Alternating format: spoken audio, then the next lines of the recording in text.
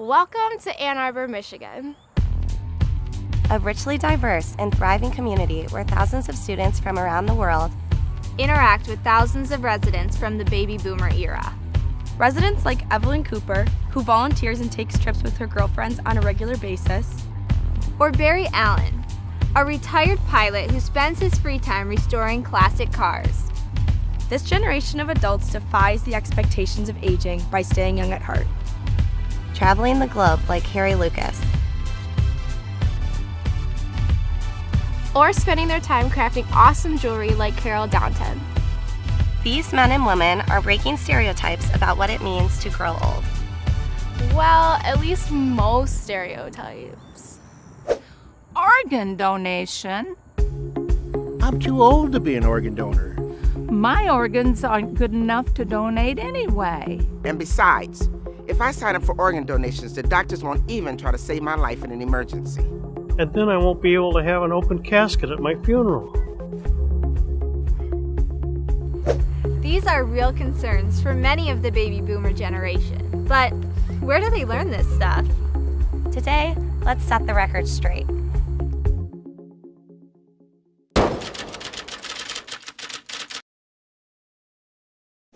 We are at the home of Fran Grabowski, a transplant recipient who received the gift of sight from a 64-year-old donor.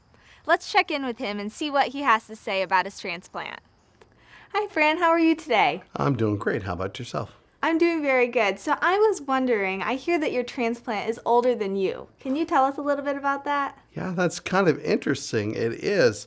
I have a transplant, corneal transplant in my right eye that's from a 64-year-old. The day after I had the corneal transplant with a 64-year-old cornea, I could see better than I could before the operation without my contacts. And I was just blown away by the just drastic change. And things just got better and better and better.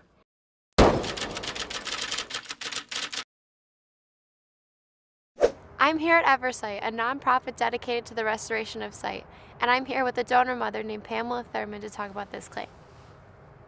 My daughter Jenny was born with cystic fibrosis, and at the age of 10, she received a double lung transplant. Even with all the medications that she was on, Jenny was able to improve thousands of lives by donating to research.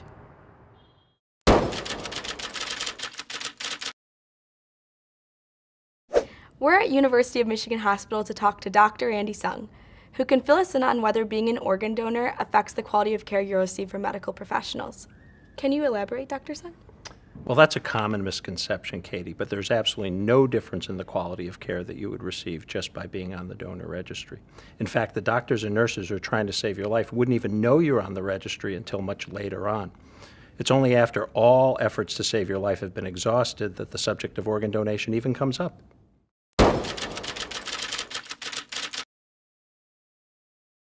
I've heard that if you're an organ donor, you can't have an open casket funeral.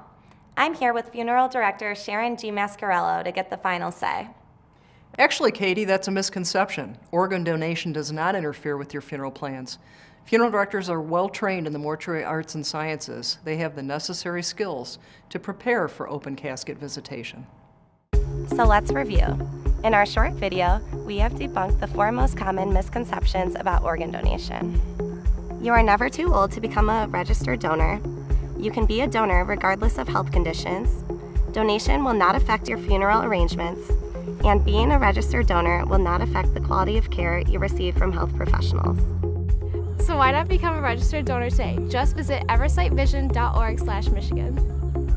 And share this video with your family and friends to start a conversation about how it's never too late to donate. Because you're never too old to stay young. Harry, move your hand. Oh, I didn't want people to see your typo.